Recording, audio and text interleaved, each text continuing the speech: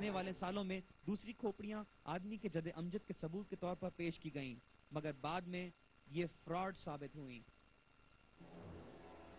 یہ طے شدہ امر تھا کہ یہ کھوپڑیاں یا تو بن مانسوں کی نسل کی تھیں یا قدیم انسانی نسلوں کی۔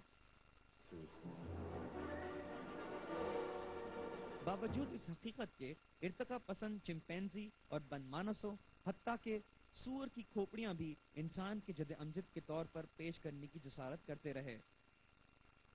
وقت کے ساتھ ساتھ ان کو ان کھوپڑیوں کو، جنہیں وہ طرح طرح کے نام سے پکارتے رہے، مسترد کرنا پڑا۔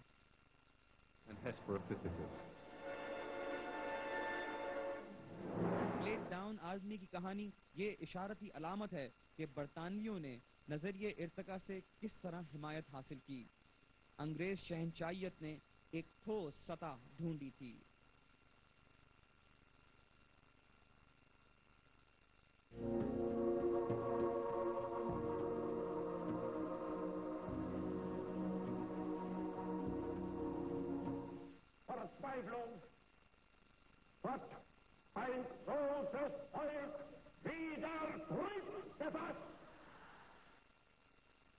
نازیزم جرمنی میں پہلی جنگ عظیم کے بعد سیاسی افراتفری کے نتیجے میں پیدا ہوا۔ نازیزم کا بانی ایڈولف ہٹلر تھا، جو بلند خواہشات اور جارحانہ فطرت کا حامل تھا۔ ہٹلر نے ایک شدت پسند نسل رخ بدلا۔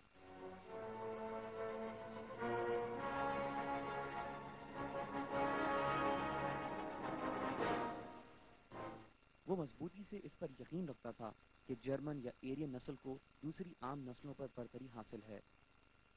وہ اس دھارے پر چل رہا تھا کہ جرمن یا ایرین نسل جلد ہی دنیا کو فتح کر لے گی اور ایسی سلطنت قائم کرے گی جو 1000 سال تک چلے گی۔ ڈارون کا نظریہ ارتقا ہٹلر کے نسلی تعصب کو سیاسی بنیاد فراہم کرتا تھا۔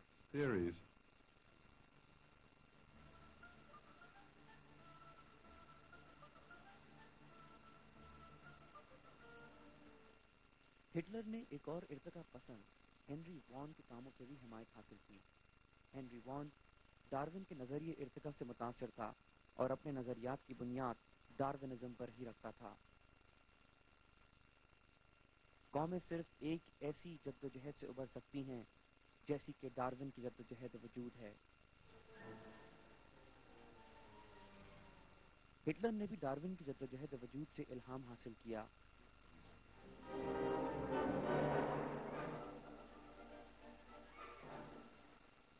اس کی مشہور کتاب جس کا نام مائی قوم یعنی میری جدوجہد ہے، اسی ڈاروینی نظریے کا اظہار خیال ہے۔ فی الحقیقت ہٹلر بھی ڈارون کی طرح غیر یورپی نسلوں کو بن مانس سے کچھ بہتر خیال کرتا تھا۔ نورڈیک جرمن کو نکال کر صرف بن مانسوں کا ناچ رہ جاتا ہے۔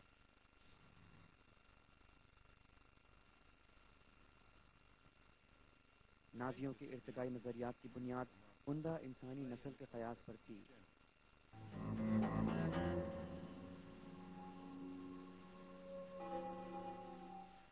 عمدہ انسانی نسل یا یوجینکس کا مطلب ہے کہ دوسرے درجے کے معذور افراد کو نکال کر صحت مند افراد کی تعداد بڑھائی جائے۔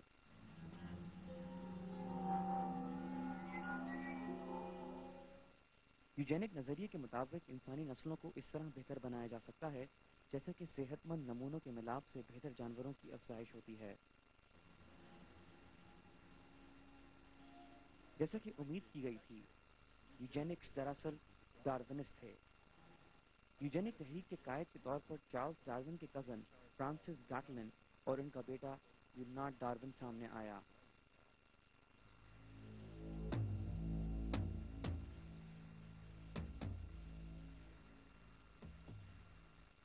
یہ بات واضح تھی کہ یوجینک نظریہ ڈارونزم کا قدرتی نتیجہ تھا۔ یہ حقیقت ان اشاعتوں میں واضح طور پر سامنے آئی جو اس مشتبہ سائنس کے ثبوت میں چھپے، جس میں سے ایک یہ تھا کہ یوجینک انسانی ارتقاء کی خود قسمتی ہے۔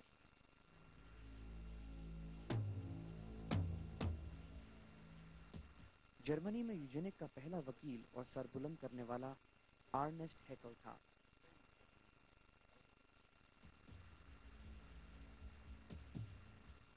جو کہ ایک ارتقائی ماہر حیوانیات تھا۔ اس نے دہرانے والی مشروط اطاعت کا نظریہ پیش کیا،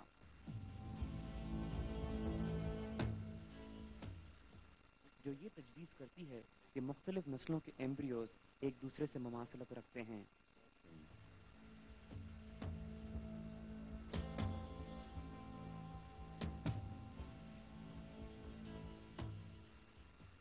بعد میں یہ انکشاف ہوا کہ ہیکل نے اپنے نظریے کی تائید کے لیے جو نقشے پیش کیے تھے ان میں جعلسازی تھی۔ ہیکل نے اپنے نقشوں میں جھوٹی آبزرویشن سے یہ ثابت کرنے کی کوشش کی تھی کہ مچھلی، مرغی اور انسان کے ایمبریوز ایک دوسرے سے مماثلت رکھتے ہیں۔ ایمبریوز کے کچھ حصے اس نے غائب کر دیے تھے اور دوسروں کو منسوخ کر دیا تھا۔ خود ہیکل نے بعد میں اس کا اعتراف کیا کہ اس کے بنائے ہوئے نقوش جعلسازی کا نمونہ ہیں۔ بہرحال ارتقا پسندوں نے نظریے کی تصدیق کی خاطر ادھر سے آنکھ بند کر لی۔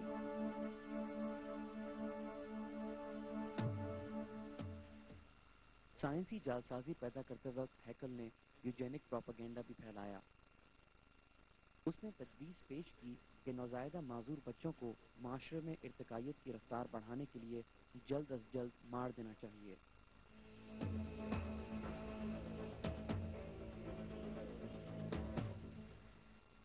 مزید آگے جا کے وہ تجویز کرتا ہے کہ معذور، ذہنی طور سے پسماندہ اور جینیاتی طور پر بیماروں کو اسی وقت مار دینا چاہیے۔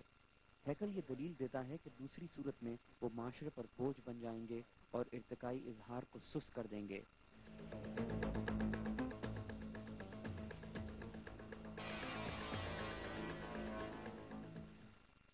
ہیکل 1919 میں مر گیا، مگر نازیوں نے اس کے بے رحم نظریات کو اپنا لیا۔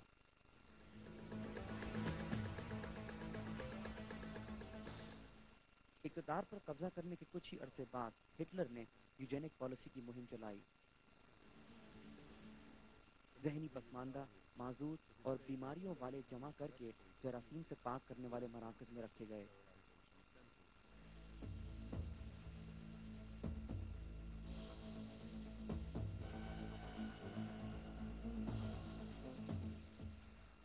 یہ لوگ عجیب سمجھے گئے جو جرمن نسل کی خالصیت کے لیے دھمکی تھے اور ارتقاء کے عمل میں رکاوٹ۔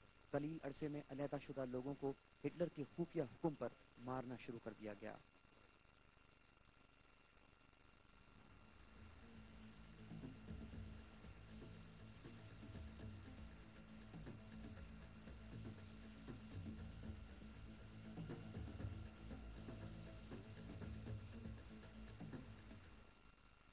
جرمن نسل کے ارتقاء کو تیز کرنے کے لیے ہٹلر نے بہت لوگوں کو قتل کیا۔ اس دوران اس نے یوجینک کی دوسری شرط کو تحریک دی۔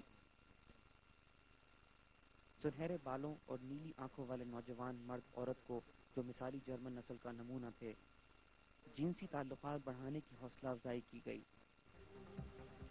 1935 میں افزائش نسل کے خاص باڑے بنائے گئے۔ نوجوان افسر ان باڑوں کا بار بار چکر لگاتے جہاں ایرین نسل کی نوجوان عورتیں موجود تھیں۔ ان باڑوں میں پیدا ہونے والے ناجائز بچے مستقبل کی جرمن نسل کے سپاہی بننے والے تھے۔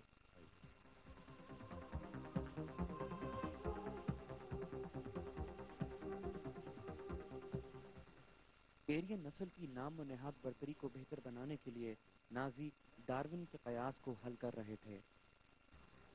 ڈارون نے یہ خیال ظاہر کیا تھا کہ جیسے جیسے ارتقاء کی سیڑھی چڑھتی ہے، انسانی کھوپڑی کا حجم بڑا ہو جاتا ہے۔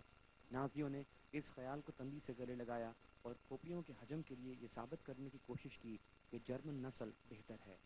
نازی کھوپڑیوں کے جرمنی کے سارے کونوں میں جائزے لیے گئے، یہ ثابت کرنے کے لیے کہ جرمن کھوپڑیاں دوسری نسلوں سے بڑی ہیں۔